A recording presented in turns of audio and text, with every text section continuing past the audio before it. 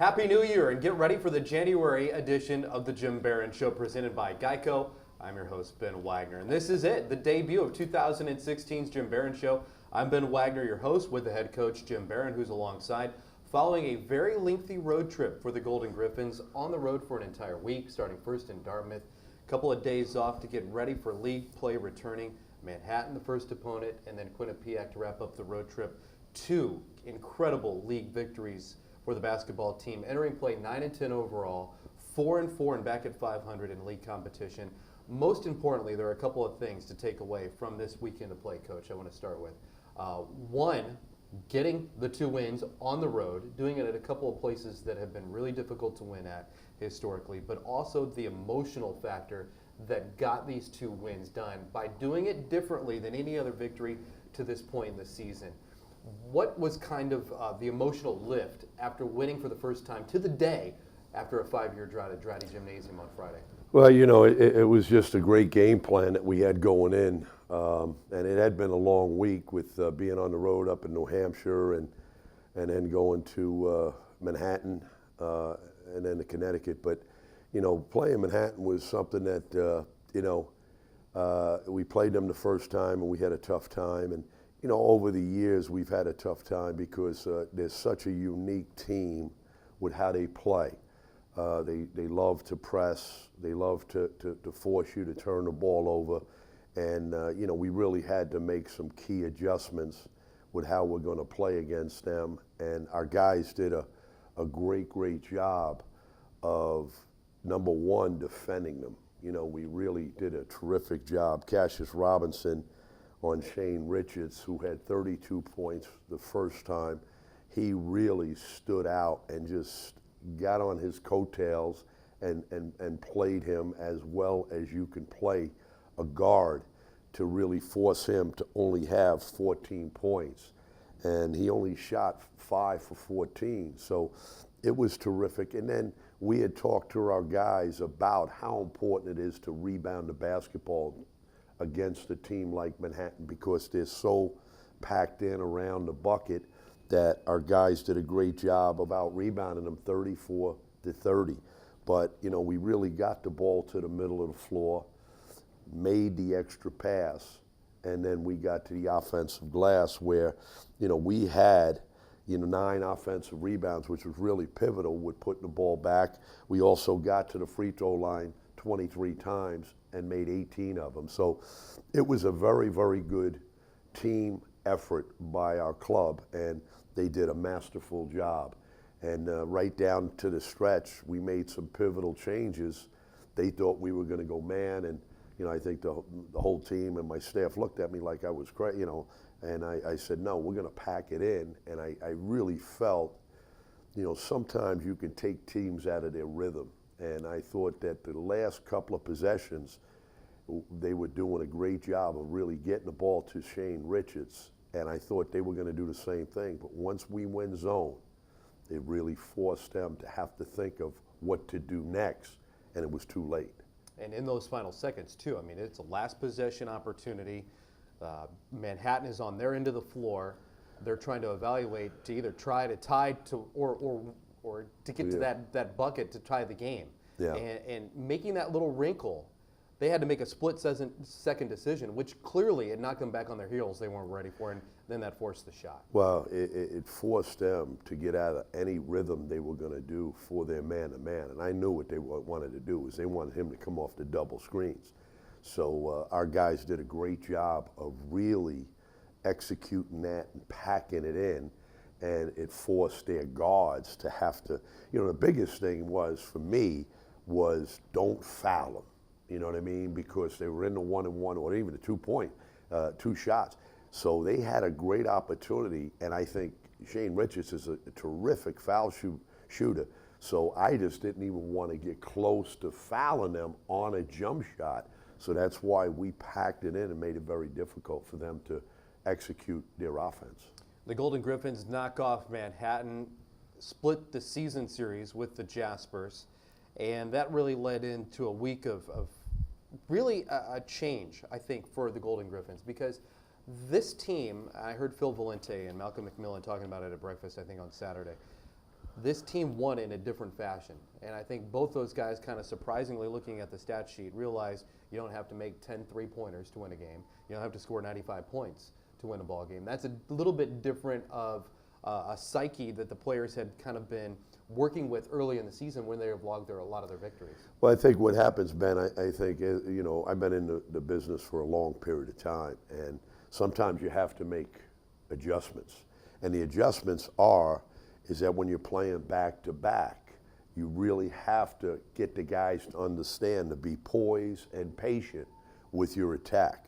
And especially when teams, all of a sudden, they go from playing man-to-man to zone, and now they're packing it in, and now you have to play through the post, whether it's the high post or the low post. And I think our guys really understood that. I've just, in practice, I think you've seen me, and a team like that, they're pressing, they're coming at you, and you just say, let's get it up to court, let's get it up to court. And once you get it up to court, now all of a sudden you got, the time is in your favor, because now you can mix and match as far as how you want to play against that matchup zone. And it forces you to pretty much slow down, which was really good for us to make that adjustment, and it really benefited us with attacking their defense. You look like you've tweaked the offensive set too. A couple of new plays being dropped in, and a couple of things come to mind specifically. Touches on the baseline or interior touches, whether or not it results in immediate points or even shot production, those touches coming closer to the bucket seem to allow for more fluidity and maybe more of a methodical approach from the offense. Well, as a team, and I think we have guys, like a Kevin Bleeker, Phil Valenti, Jermaine Crumpton, even Cassidy Ryan. I mean, guys that can catch the ball in the middle of the floor. And I've always been a big believer of when you have a four-man that can catch it and put it on the floor and score, it makes it very, very difficult for your opponent to have to handle that. And that's been a really big plus for us. And now that our four-men are a little bit older, they're a little bit more experienced, and that allows them to make plays, and also they're good passers, that once you get it inside, they can make passes to the outside or even into the high-low, which is very, very effective, especially against the matchup zone. Which that even extends on a bigger point too, because we saw Phil Valenti a couple of times rack up assists by just dropping it in the paint.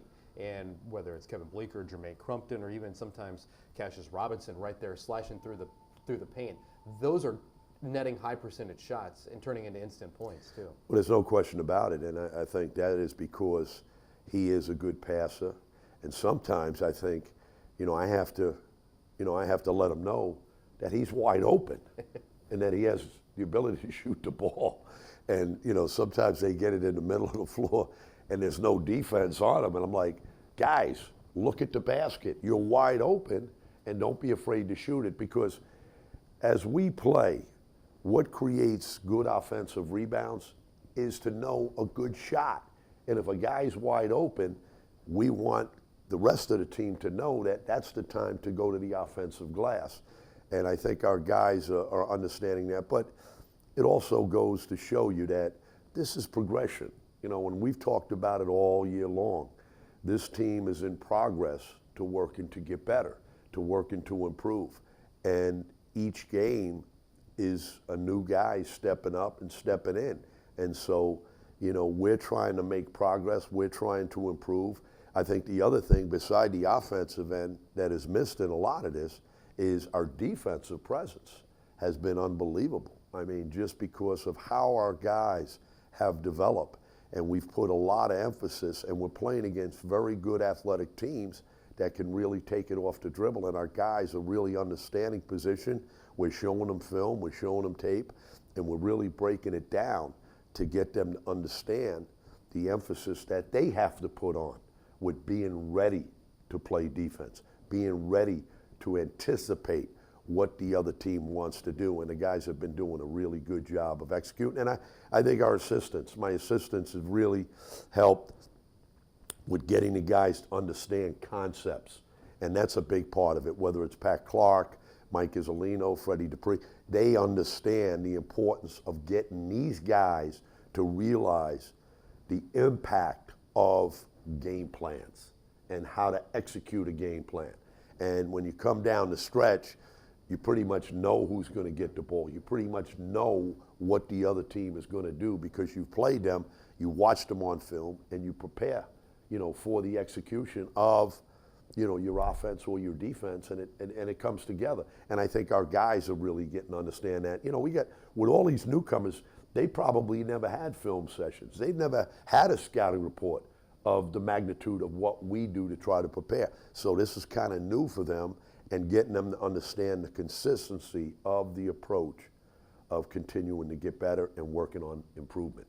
We'll talk how the plans all come together for a MAC weekend sweep of college basketball with the Golden Griffs, knocking off Manhattan. We'll talk specifically about the game against the Bobcats and a big weekend of college basketball here in Western New York. The Canal Cup is put on the line as the Golden Griffs travel to Mont Eagle Ridge on Friday night to take on Niagara. A tip-off shortly after 7 o'clock. You can hear the broadcast right here on WECK. And, of course, all game-time promotional information and broadcast info right here on GoGriffs.com as well. And the weekend continues with a big one Sunday afternoon at 2 p.m. The Siena Saints visit the Kessler Athletic Center. Call 716-888-TIXX. It's great to have the student body back on campus. We look for them to be full throat in the C block for the home game and hopefully make the trip as well to the Taps Gallagher Center on Friday night. I know that fires up head coach Jim Barron, and we'll talk more about the weekend ahead, the festivities, and who will be on campus to talk about some great teams through the mid-1990s. As the Jim Barron Show presented by Geico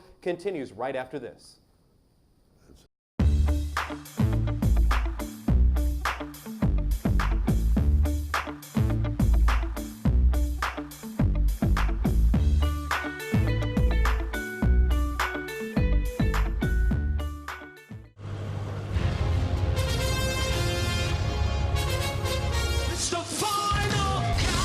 If you're the band Europe, you love a final countdown. It's what you do. If you want to save 15% or more on car insurance, you switch to Geico. It's what you do.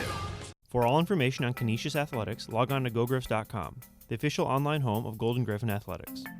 Follow us on Twitter for up-to-the-minute information on Canisius Athletics. Follow Canisius Athletics on Instagram at GoGriffs. Like Canisius Athletics on Facebook.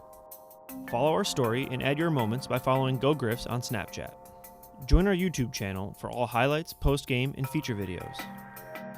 Canisius Athletics, online all the time. The Jim Barron Show is presented by Geico, and the head coach Jim Barron is with us following back-to-back MAC victories last Friday and on Sunday. I'm your host, Ben Wagner, prepping for a big weekend of basketball on the road in Western New York, but still a road trip regardless. The Niagara Purple Eagles coming up on Friday night, and then the Siena Saints visiting the Kessler Athletic Center. I got you fired up when I started talking about the C block. The kids are back in town, and nothing changes any venue across the landscape of basketball like having the student body back. Well, there's no question about it. I mean, it's been really quiet and lonely up here on Main Street without the student body. I mean, it's just, it's a different venue.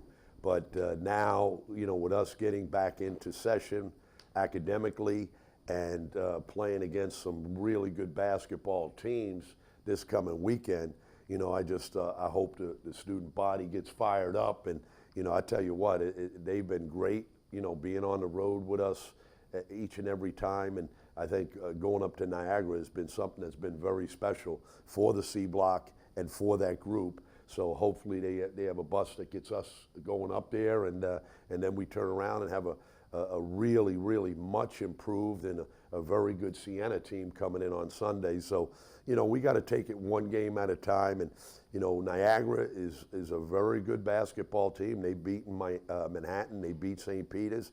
They've beaten a lot of good basketball teams. And, again, they're very athletic. They got a lot of new pieces, but they got some guys coming back that are very explosive. And like I told you, I mean, they're very athletic, can score the ball in a lot of different ways. Scott is playing out of his mind right now. He might be one of the most improved players in the league, but they can really score, and they have a very, very good basketball team. Head coach Jim Barron of the Golden Griffins on the hardwood at the Taps Gallagher Center coming up on Friday night at 7 o'clock. Again, home basketball games on Sunday at 2 p.m. Go to GoGriffs.com or call the ticket office at 888-TIXX for ticket information. Want to rewind before we talk about all the festivities here on campus coming up this weekend, Coach, about a very solid defensive win over the Bobcats of Quinnipiac. Yeah, a 12-4 run down the last 5-minute stretch put that game away. But to hold the Bobcats to a season low 53 points, lock down defensively with what you were able to do with that team, plus then get some bench production like we saw as well. And not just in terms of point production that we saw from your basketball team, but doing things and stuff in the stat sheet as well, like guys like Chris Atkinson were able to have in 30 minutes of play.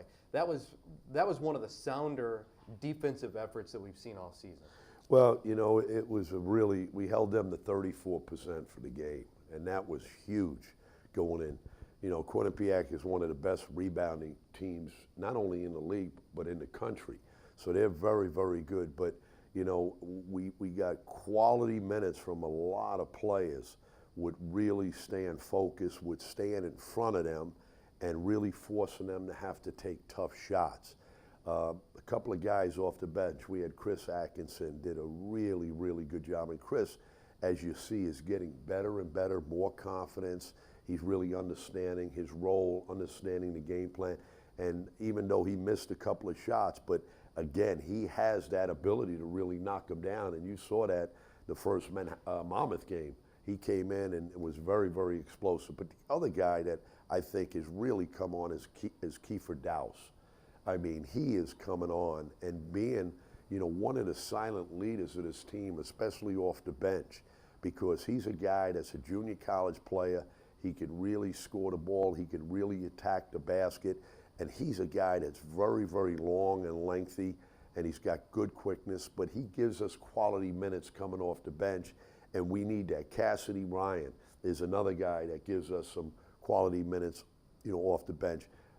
Crump made some big-time plays, but there we go. He's a guy that can get the ball. We get it inside. You got some problems because he can face up. He can make some plays with either jump hook or even he faces up, and then he steps away from the bucket and he can hit the three-point shot. So, you know, having that point production off the bench, but not only that, but these guys come in and play defense, and they give us quality minutes with being fresh off the bench, having fresh legs, and now being able to implement our defensive plan. But to hold them to 34% is incredible, especially on the road, right, because they're a good basketball team.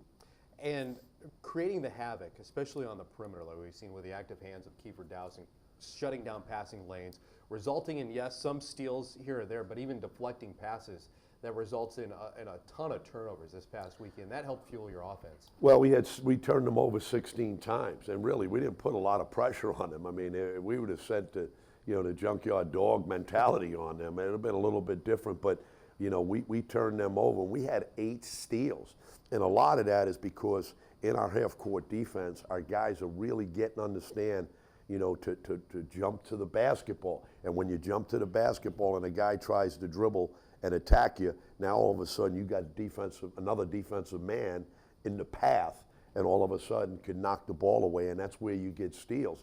On the postman side, you know, we really, our guys have been very, very aggressive guarding the post, where all of a sudden they're trying to get a post entry, and we make it very, very difficult. So we're kind of using our quickness to our benefit. We may not have the strength that some of these teams have, but we can offset it by our quickness, whether it's from our guards or whether it's from our frontline guys. But as you know, when you make shots, it makes you look like a really good coach. And our guys stepped up and made shots from the free throw line.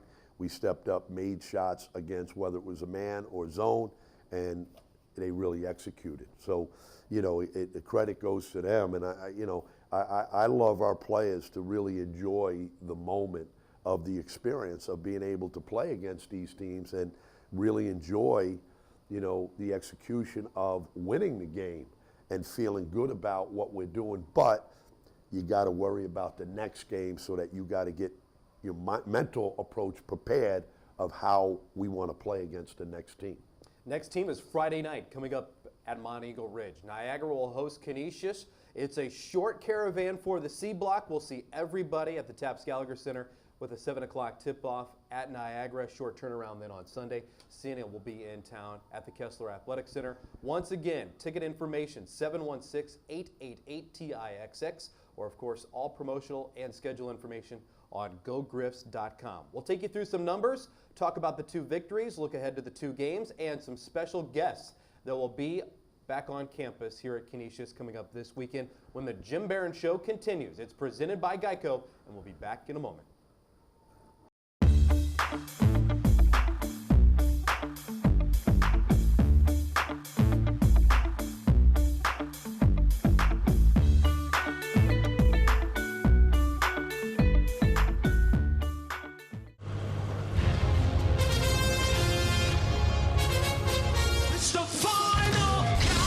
If you're the band Europe, you love a final countdown. It's what you do. If you want to save 15% or more on car insurance, you switch to Geico. It's what you do. For all information on Canisius Athletics, log on to gogriffs.com, the official online home of Golden Griffin Athletics. Follow us on Twitter for up-to-the-minute information on Canisius Athletics. Follow Canisius Athletics on Instagram at gogriffs. Like Canisius Athletics on Facebook. Follow our story and add your moments by following Go Griffs on Snapchat. Join our YouTube channel for all highlights, post-game, and feature videos. Canisius Athletics, online all the time.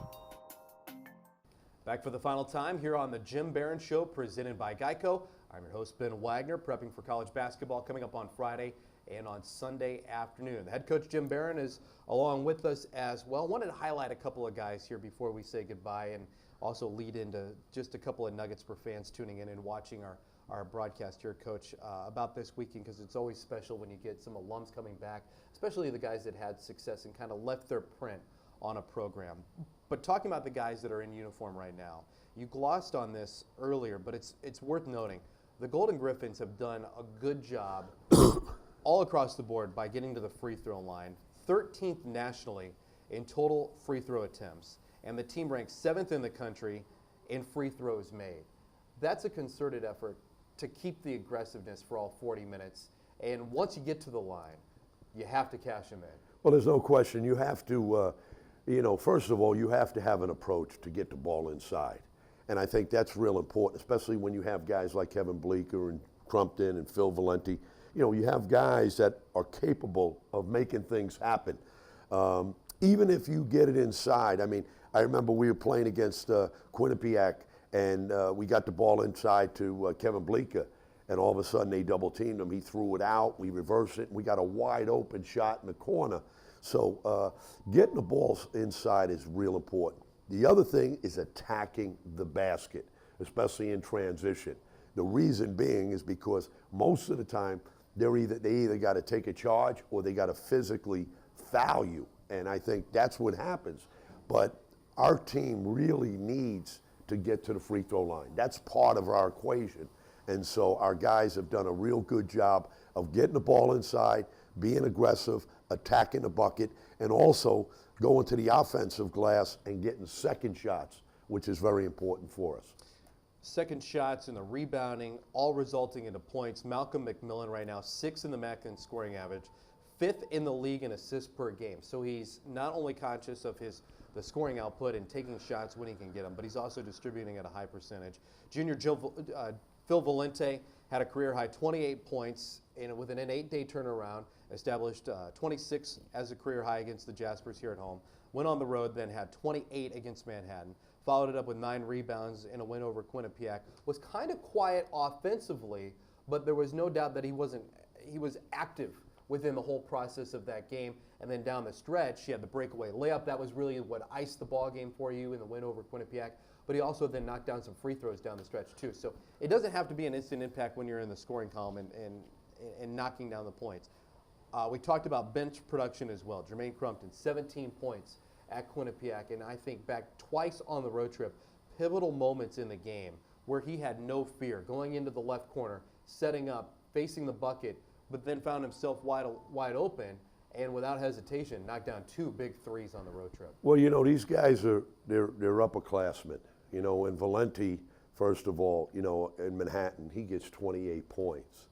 And, a lot of it was because our offense kind of ran through him at the high post. and all of a sudden he's got the ball in his hands. But, you know, we also, the last 2 games, we had 16 assists, and then we had 13 assists. So these guys are very pivotal because they can catch the ball, but they can make things happen. And I think with Phil, because they were playing a zone, he had the ability to either score the ball or make passes. But he's very productive as a player. And what I want him to do more is he's got to be emphatic to get the ball down in the post. And the reason being is because he's a guy that can pass it out of the post. He can also attack the post, whether it's putting it up on the glass or whether it's facing up. So these are types of things. And then Crumpton is a guy that once we got it down inside against Quinnipiac, they had no answer to stop him because a lot of times they were playing him very, very soft. And when you're playing soft, it gives guys the confidence to be able to face up or even have the jump hook. And then when he's facing up away from the basket, they went zone, and he stepped out, hit a big three-pointer from the left corner that really put us ahead, and that's what we need to do. And that's when you have guys that can do it inside and outside, we want to take advantage of that as a coaching staff, so we let them know that they have those capabilities, but they also have our confidence for them to be able to do that, and that makes it, you know, makes it very, very productive as a basketball team. Those guys are leaving their fingerprints on victories for the Golden Griffins. They're making their mark within the program while they're here on campus. Guys that have already done that, left campus, went on to bigger and better things as professionals and quality individuals, will be back on campus from the 2 1994-95 NIT teams, the 1996 NCAA tournament team as well. Their head coach, John Beeline, will be back here on Sunday. 24 out of the 25 players, I believe, that played within that window will be back on campus. What's that mean to a program and guys that are in the locker room right now to see alums come back and not only visit campus but relish in the opportunity that Canisius gave them? Well, I think it's a positive thing because they've had such great memories. And, you know, I've talked to, you know, John Beeline. I talked to Coach Beeline a couple of weeks ago, and he was real excited to be coming back, to be getting away from that, you know, that heat in the kitchen at Michigan, which, you know, people don't realize what you go through. I mean, I spent 6 years at Notre Dame as an assistant, and I don't know if I had one exciting day where I can enjoy it. I mean, it's you're on you know, you're on duty 24/7 wherever you're at. But you know, so it's great to have these guys back.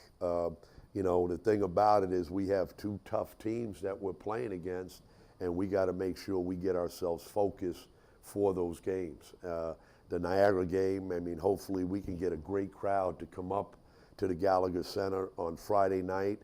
We're playing against a very good team that is excellent at home.